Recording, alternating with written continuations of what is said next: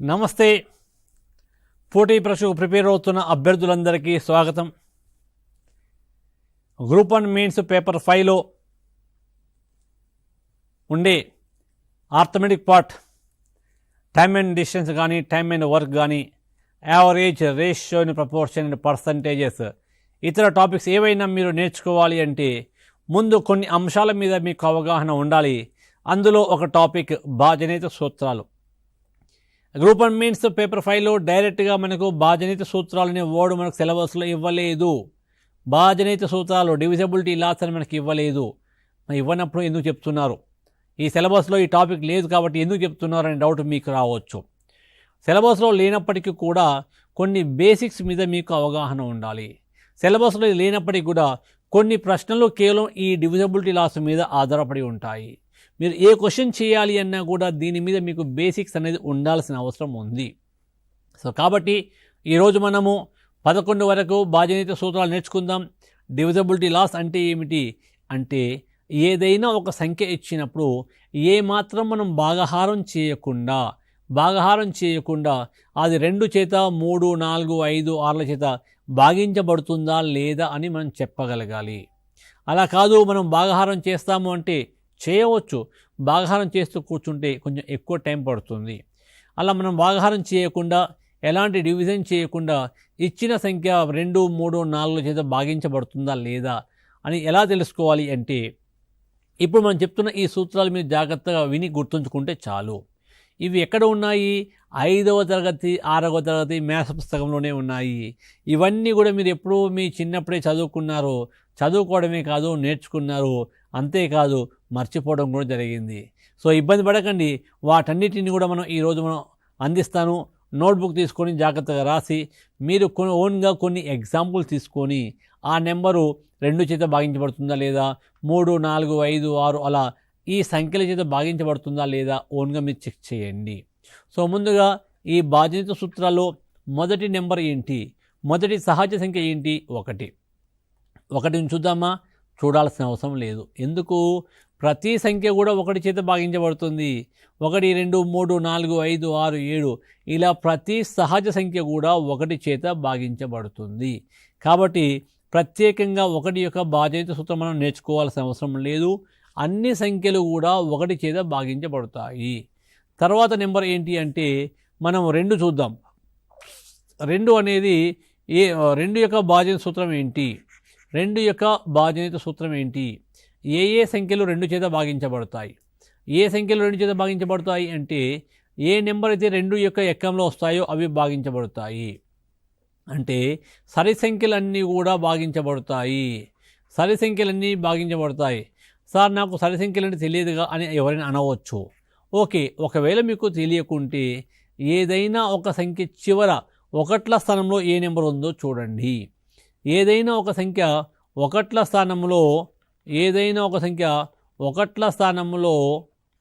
స్థానంలో మొత్తం number check చేయాల్సిన అవసరం లేదు. 1ల స్థానంలో 0, 2, 4, 6, 8 జస్ట్ లాస్ట్ డిజిట్ చూడండి. ఈ లాస్ట్ డిజిట్ 0, 2, 4, 6, 8లలో ఏదో ఒకటి ఉంటే చాలు, అది 2 చేత భాగించబడుతుంది. ఉదాహరణకి 73,694. మిగిలిన నెంబర్లోని ఆ డిజిట్స్ మనం చూడకండి, లాస్ట్ మాత్రమే చూడండి. లాస్ట్ 0, 2, 4, 6, 8లలో ఏదో ఒకటి ఉందా లేదా? 4 అనేది ఉంది కాబట్టి అది 2 చేత భాగించబడుతుంది. 3,798 చివరి 8 ఉంది కాబట్టి ఇది 2 చేత భాగించబడుతుంది. అదేవిధంగా 53,473 చివర 0 లేదు, 2 లేదు, 4, 6, 8 ఇందులో ఏది కూడా లేదు కాబట్టి ఇది 2 చేత భాగించబడదు.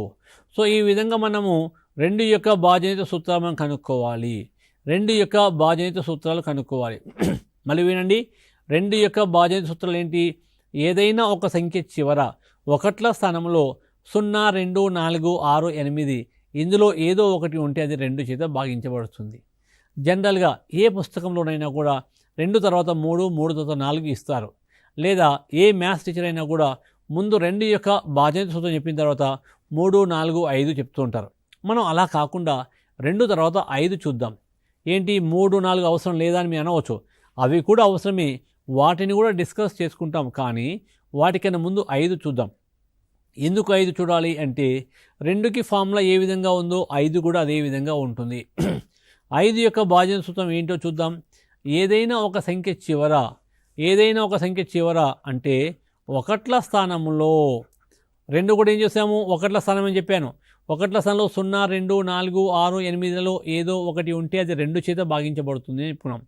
మరి 5 యొక్క భాజన సూత్రం ఏంటి, ఏదైనా ఒక సంఖ్య ఒకట్ల స్థానంలో 0 కానీ 5 కానీ ఉంటే అది 0 కానీ 5 కానీ ఉంటే అది 5 చేత నిశ్శేషంగా భాగించబడుతుంది. అంటే నెంబర్ మొత్తం మనం చూడాల్సిన అవసరం లేదు, నెంబర్ మొత్తం మనం చెక్ చేయాల్సిన అవసరం లేదు. అది 5 చేత భాగించబడుతుందా లేదా భాగాహారం చేయాల్సిన అవసరం లేదు. ఒకట్ల స్థానంలో ఉన్న నెంబర్ని చూడండి. 23,74,695. ఇది 5 చేత భాగించబడుతుందా లేదా అంటే నెంబర్ ఇంత పెద్దగా ఉంది కదా, భాగాహారం చేయాలనా అనే ఆలోచన వద్దు. ఒకట్ల స్థానంలో ఏ నెంబర్ ఉందో చూడండి. 5 ఉంది, భాగించబడుతుంది. అంటే ఏదైనా ఒక సంఖ్య ఒకట్ల స్థానంలో 0 కానీ 5 కానీ ఈ రెండిట్లో ఏదో ఒకటి ఉంటే అది భాగించబడుతుంది. మరొక ఎగ్జాంపుల్ చూద్దాం. 6,390 చివర 0 ఉంది, భాగించబడుతుంది. 23,840 చివర 0 ఉంది, భాగించబడుతుంది. ఒకే ఒక సెకండ్లో చెప్తున్నాం. 5,475 చివర 5 ఉంది, భాగించబడుతుంది. అంటే ఏదైనా ఒక సంఖ్య చివర లాస్ట్ 0 కానీ 5 కానీ ఈ రెండిట్లో ఏదో ఒకటి ఉంటే అది 5 చేత భాగించబడుతుంది. లాస్ట్ 0 లేదు, 5 కూడా లేదు అనుకోండి, అది 5 చేత భాగించబడదు. ఇది 5 యొక్క భాజనిత సూత్రం చూసాము. నెక్స్ట్ 10 యొక్క భాజనిత సూత్రం చూద్దాం. ఏదైనా ఒక సంఖ్య, వెరీ సింపుల్, వెరీ ఈజీ. ఏదైనా ఒక సంఖ్య ఒకట్ల స్థానంలో ఏముండాలి, 0 మాత్రమే ఉండాలి. ఒకట్ల స్థానంలో 0 కాకుండా వేరే ఏ నెంబర్ ఉన్నా కూడా అది 10 చేత భాగించబడదు. ఉదాహరణకి 3,745 చివర 5 ఉంది అంటే ఇది 10 చేత భాగించబడుతుందా, భాగించబడదు. 10 చేత భాగించబడదు. ఎందుకు, 10 చేత భాగించబడాలి అంటే చివర 0 మాత్రమే ఉండాలి, ఇది భాగించబడదు. 4,930 చివర 0 ఉంది, భాగించబడుతుంది. 67,300 భాగించబడుతుందా లేదా, చివర 0 ఉంటే భాగించబడుతుందని చెప్పాను. కానీ ఇక చివర 2 సున్నాలు ఉన్నాయి, మరి భాగించబడుతుందా లేదా అంటే చివర 2 సున్నాలు ఉన్నాయా, 3 ఉన్నాయా, 5 ఉన్నాయా, 10 ఉన్నాయా, అది మనకు అనవసరం. లాస్ట్ డిజిట్ మాత్రం చూడండి. లాస్ట్ 0 ఉంది కాబట్టి ఇది 10 చేత భాగించబడుతుంది. అదేవిధంగా 7,97,840 చివర 0 ఉంది, భాగించబడుతుంది.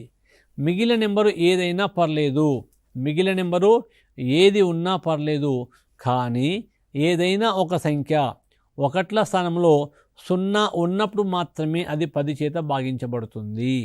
మళ్ళీ వినండి.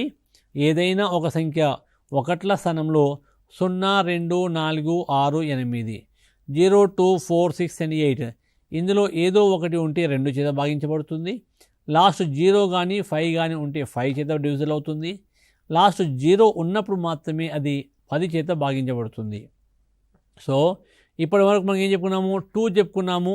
అండ్ 2 టీంలో ఉన్న 2, 5, 10 ఈ 3 నెంబర్స్ మనం చెప్పుకోవడం జరిగింది. 3 నెంబర్స్ మనం చెప్పుకున్నాం. నెక్స్ట్ 2 తర్వాత నెక్స్ట్ నెంబర్ 3 చూద్దాం. 3 యొక్క భాజనిత సూత్రం ఏంటి, 3 యొక్క భాజనిత సూత్రం ఏంటి. ఏదైనా ఒక నెంబర్ ఇచ్చారు, అది 3 చేత భాగించబడుతుందా లేదా అంటే ఏం చేయాలి, ఇచ్చిన సంఖ్యలోని అంకెల మొత్తం చూడండి, టోటల్ చేయండి. ఇచ్చిన సంఖ్యలోని ఏ నెంబర్ అయితే ఇచ్చారో ఆ నెంబర్లోని అంకెల మొత్తం చూడండి. ఇచ్చిన సంఖ్యలోని అంకెల మొత్తము the sum of all digits in given number మొత్తము 3 చేత భాగించబడితే ఆ నెంబర్ కూడా 3 చేత భాగించబడుతుంది. ఏదైనా ఒక సంఖ్యలోని అంకెల మొత్తము 3 చేత భాగించబడితే ఆ సంఖ్య కూడా 3 చేత భాగించబడుతుంది. ఉదాహరణకు చూద్దాం. 2, 1, 7, 4 21,744, 21,744 ఇది 3 చేత భాగించబడుతుందా లేదా? ఈ సంఖ్యలోని అంకెల మొత్తం చూడండి. 2 + 1 3, 3 + 7 10, 10 + 4 14, 14 + 4 18. టోటల్ ఎంత వచ్చింది? 8 వచ్చింది. ఇది 3 చేత భాగించబడుతుంది. 3 చేత భాగించబడుతుంది కాబట్టి ఈ నెంబర్ కూడా 3 చేత భాగించబడుతుంది. ఏదైనా ఒక సంఖ్యలోని అంకెల మొత్తము 3 చేత భాగించబడితే ఆ సంఖ్య కూడా 3 చేత భాగించబడుతుంది. 21,744 అనేది దాని యొక్క టోటల్ 18 వచ్చింది. 18 అనేది 3 చేత భాగించబడింది. 3 6 18. కాబట్టి పైన ఇచ్చిన నెంబర్ కూడా 3 చేత భాగించబడుతుంది. మరొక ఎగ్జాంపుల్ చూద్దాం. 41,52,336 ఇది 3 చేత భాగించబడుతుందా లేదా? 3 చేత భాగించబడుతుందా లేదా అంటే ఏం చేయాలి? ఇచ్చిన సంఖ్యలోని అంకెల మొత్తం చూడండి. Find the some of all the digits in given number. ఈ నెంబర్ మనకు 3 చేత భాగించబడుతుందా లేదా? దీని యొక్క టోటల్ ఒకసారి చూడండి. Total 4 + 1 + 5 + 2 + 3 + 3 + 6, 3 + 3 + 6.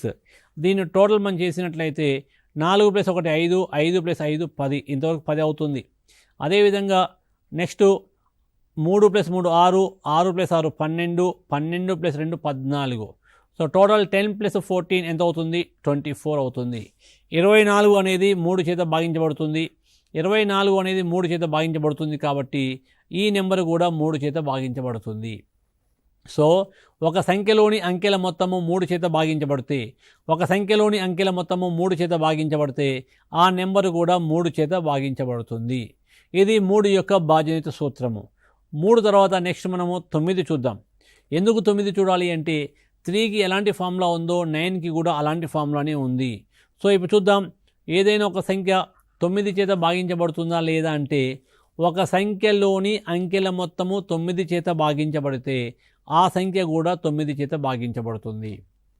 If the sum of all the digits is divisible by 9, that number is also divisible by 9. So 9 యొక్క భాజన సూత్రం ఏంటి? సంఖ్యలోని అంకెల మొత్తము. ఉదాహరణ చూద్దాం.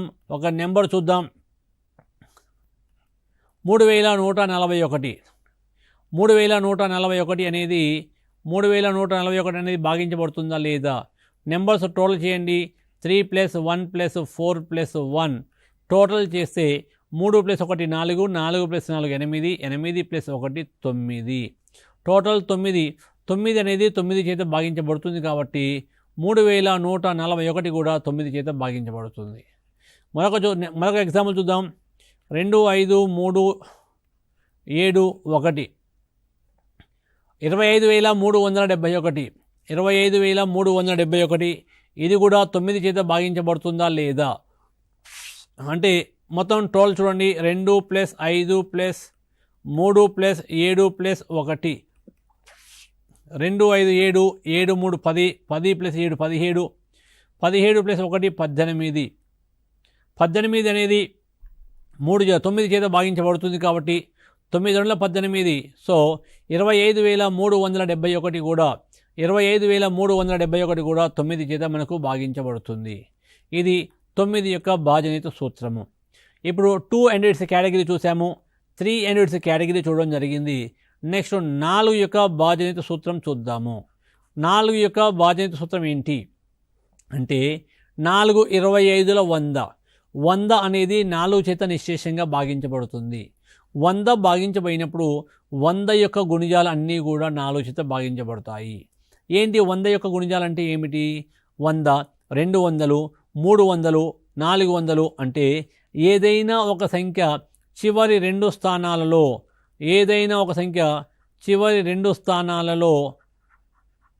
చివరి 2 స్థానాల్లో 2 సున్నాలు ఉన్నాయనుకోండి.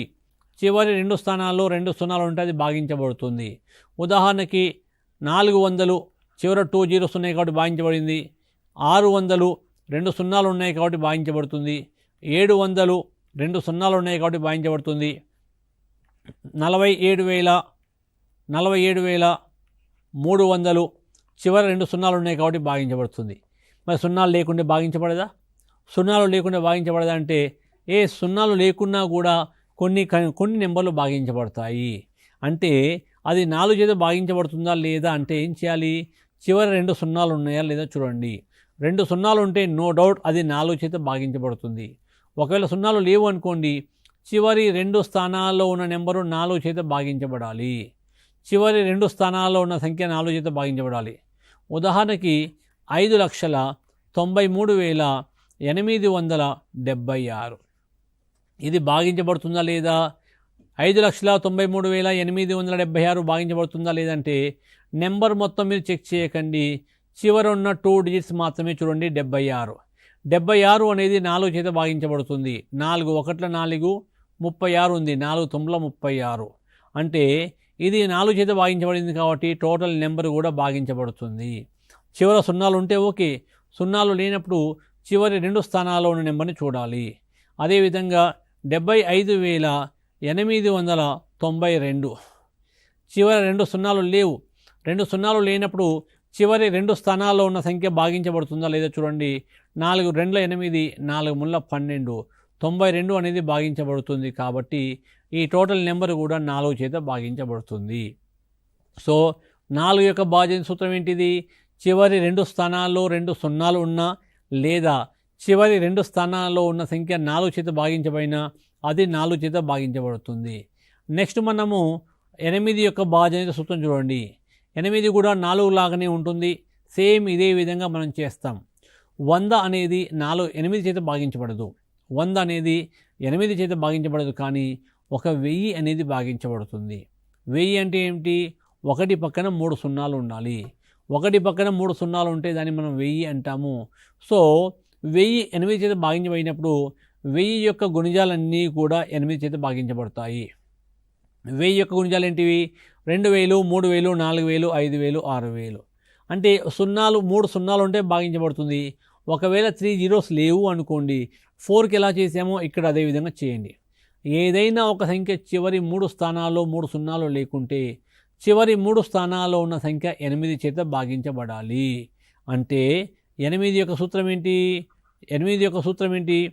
ఏదైనా ఒక సంఖ్య చివరి 3 స్థానాలు ఏదైనా ఒక సంఖ్య చివరి 3 స్థానాలు 3 సున్నాలు ఉంటే అది 8 చేత భాగించబడుతుంది. ఒకవేళ లేదు అనుకోండి, చివరి 3 స్థానాల్లో ఉన్న సంఖ్య 8 చేత భాగించబడాలి. ఉదాహరణకి 17,000 3 జీరోస్ ఉన్నాయి కాబట్టి భాగించబడుతుంది. 2,31,000 2,31,000 చివర 3 సున్నాలు ఉన్నాయి కాబట్టి అది కూడా 8 చేత భాగించబడుతుంది. అదేవిధంగా 5,76,976 ఇక్కడ 3 జీరోస్ లేవు. అప్పుడు ఏం చేయాలి? చివరి 3 స్థానాలలో ఉన్న సంఖ్య 8 చేత భాగించబడుతుందా లేదా చూడండి.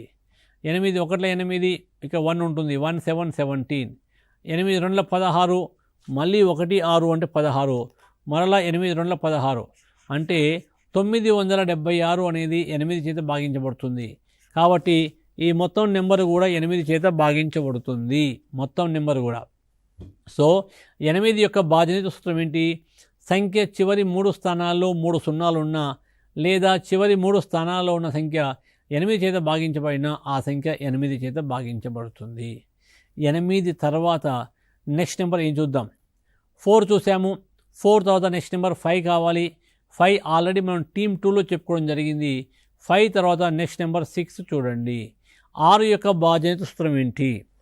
ఏదైనా ఒక సంఖ్య 6కి ప్రత్యేకంగా సూత్రం లేదు, 6కి స్పెషల్ ఫార్ములా లేదు. ఏదైనా ఒక సంఖ్య 2 చేత మరియు 3 చేత భాగించబడితే ఏదైనా ఒక సంఖ్య 2 చేత మరియు 3 చేత భాగించబడితే ఆ సంఖ్య ఖచ్చితంగా 6 చేత భాగించబడుతుంది. అంటే 2 చేత మరియు 3 చేత చెక్ చేయండి. ఉదాహరణకు చూద్దాం. 17,154 6 చేత భాగించబడుతుందా లేదా? ముందుగా ఈ సంఖ్య 2 చేత భాగించబడుతుందా లేదా చూడండి. 3 చేత భాగించబడుతుందా లేదా చూడండి. 2 చేత మరియు 3 చేత భాగించబడితే 6 చేత భాగించబడుతుంది అని చెప్పవచ్చు. సంఖ్య చివర 4 ఉంది కాబట్టి నో డౌట్ అది 2 చేత భాగించబడుతుంది. 2 యొక్క భాజనీయ సూత్రం ఏంటి అంటే ఏదైనా ఒక సంఖ్య చివర 1ల స్థానంలో 0 2 4 6 8లలో ఏదో ఒకటి ఉంటే అది 2 చేత భాగించబడుతుంది. ఇక్కడ 4 ఉంది కాబట్టి 2 చేత భాగించబడుతుంది. 3 యొక్క భాజనీయ సూత్రం ఏంటి? 3 యొక్క భాజనీయ సూత్రం ఏంటి అంటే ఒక సంఖ్యలోని అంకెల మొత్తము 3 చేత భాగించబడితే ఆ నెంబర్ కూడా 3 చేత భాగించబడుతుంది. అంకెల మొత్తం అంటే 4 + 5 9, 9 + 1 10, 10 + 7 17, 17 + 1 ఎంత 18. 18 అనేది 3 చేత భాగించబడుతుంది. 18 3 చేత భాగించబడుతుంది. 3 6ల 18. కాబట్టి ఇచ్చిన నెంబర్ కూడా 3 చేత భాగించబడుతుంది. సో ఇప్పుడు ఆ నెంబరు 2 చేత మరియు 3 చేత భాగించబడింది కాబట్టి నో డౌట్ 6 చేత కూడా భాగించబడుతుంది. ఎందుకు 6 చేత భాగించబడుతుంది అంటే ఇప్పుడు 6 = 2 × 3 అని మనం రాసాము. 6 = the product of 2 prime numbers. 6 = ఏదేని 2 ప్రధాన సంఖ్యల లబ్ధం అవుతుంది. అంటే ఒక సంఖ్య 2 చేత మరియు 3 చేత భాగించబడితే అది ఖచ్చితంగా 2 × 3 ఎంత 6 చేత కూడా భాగించబడుతుంది. ఖచ్చితంగా 6 చేత కూడా భాగించబడుతుంది. ఒక సంఖ్య 2 చేత మరియు 3 చేత భాగించబడితే అది 6 చేత భాగించబడుతుంది. ఇచ్చిన సంఖ్య 17,154 2 చేత మరియు 3 చేత భాగించబడుతుంది కాబట్టి నో డౌట్ అది 6 చేత కూడా భాగించబడుతుంది. దీని తర్వాత 7. నిజానికి 7 యొక్క సూత్రం అనేది మనకు పుస్తకాల్లో లేదు, అకాడమిక్ పుస్తకాల్లో లేదు, కాంపిటేటివ్ పుస్తకాల్లో కూడా లేదు. మరి ఎందుకు లేదు అంటే 7 యొక్క సూత్రం అసలు లేదా అంటే ఉన్నది, సూత్రం ఉంది కానీ కవర్ చేయలేదు మన పుస్తకాల్లో. ఎందుకు కవర్ చేయలేదు అంటే సాధారణ పద్ధతితో పోల్చిన దానికన్నా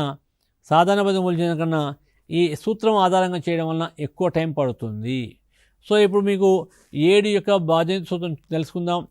ఇది లేదు అని చెప్పాను, లేదు అని చెప్పేసి అంటే మనకు ఈ సూత్రం మనకు ఉన్నప్పటికీ కూడా పుస్తకాల్లో కవర్ కాలేదు.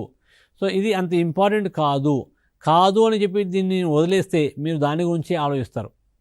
ఎందుకు ఇంపార్టెంట్ కాదు అంటే 7 యొక్క భాజనీయ సూత్రం కనుక్కోవాలి అంటే ఒక నెంబరు 7 చేత భాగించబడుతుందా లేదా తెలుసుకోవాలి అంటే భాజనీయ సూత్రం ద్వారా మీకు ఎక్కువ టైం పట్టే అవకాశం ఉంది. కానీ జనరల్ మెథడ్లో చేస్తే తక్కువ టైం పడుతుంది. కాబట్టి ఇది మనకు పుస్తకాల్లో లేదు. అయినా కూడా మీరు తెలుసుకోవాలనే ఆసక్తి మీలో ఉంటుంది కాబట్టి ఒక ఎగ్జాంపుల్ తీసుకుంటున్నాను. ర్యాండమ్గా నేను ఒక నెంబర్ తీసుకుంటాను, అది 7 చేత భాగించబడుతుందా లేదా నాకు తెలియదు. మామూలుగా మనం చూద్దాం. 23,894 ఇది 7 చేత భాగించబడుతుందా లేదా అంటే ముందుగా జనరల్ మెథడ్లో చేయండి, సాధారణ పద్ధతిలో భాగహార పద్ధతిలో చేయండి. ఇది 7 చేత భాగించబడుతుందా లేదా చూద్దాం.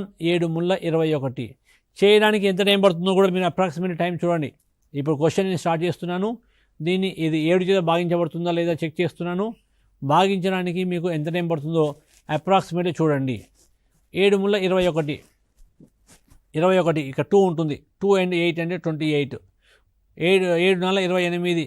7 × 4 28. నెక్స్ట్ 9 ఉంది. 7 × 1 7 24 ఉంది. 7 × 21 రిమైండర్ ఎంత వచ్చింది? 3 వచ్చింది. అంటే ఒక నెంబరు 7 చేత భాగించబడుతుందా లేదా తెలుసుకోవాలి అంటే సాధారణ పద్ధతిలో చూస్తే ఇది భాగించబడటం లేదు.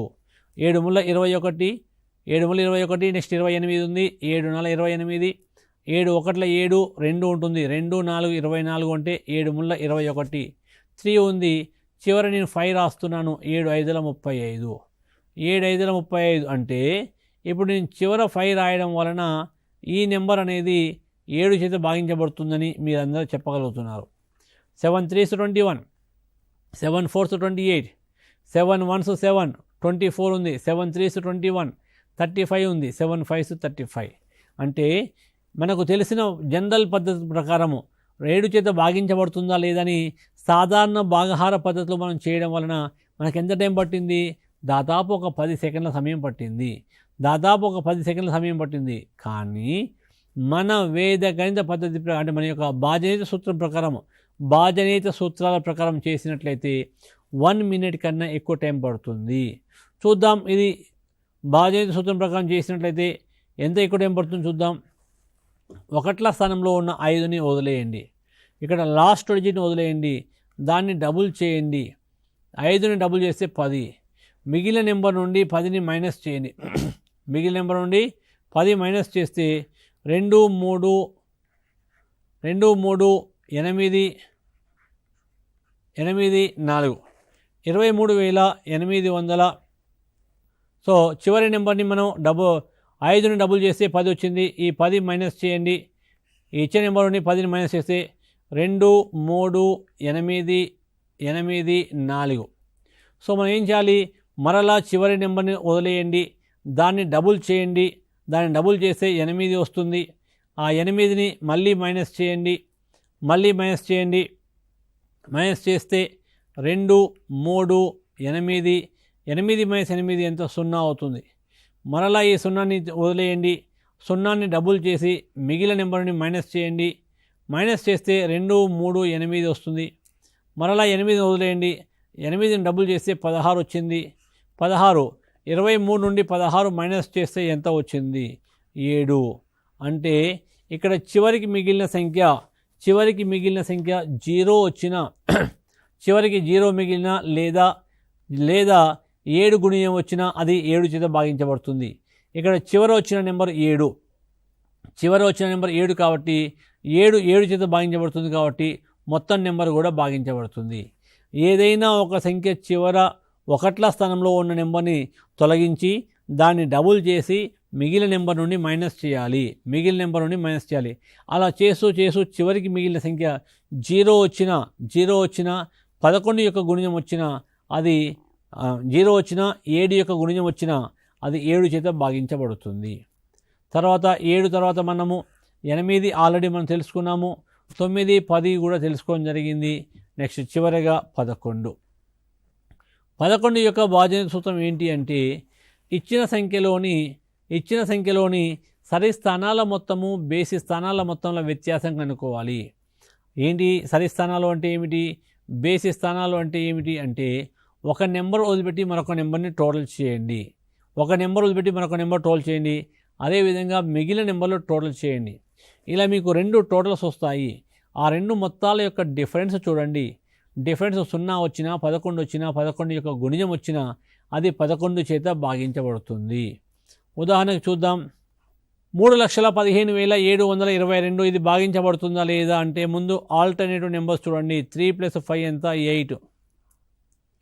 3 + 5 8. 8 + 2 ఎంత? 10. మిగిలిన నెంబర్ చూడండి. 1 + 7 8.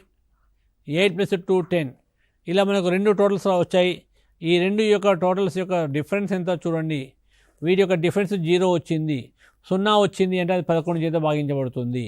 అంటే ఏదైనా ఒక సంఖ్యలోని the difference between sum of even positions and the sum of odd positions is either 0 or 11 multiple.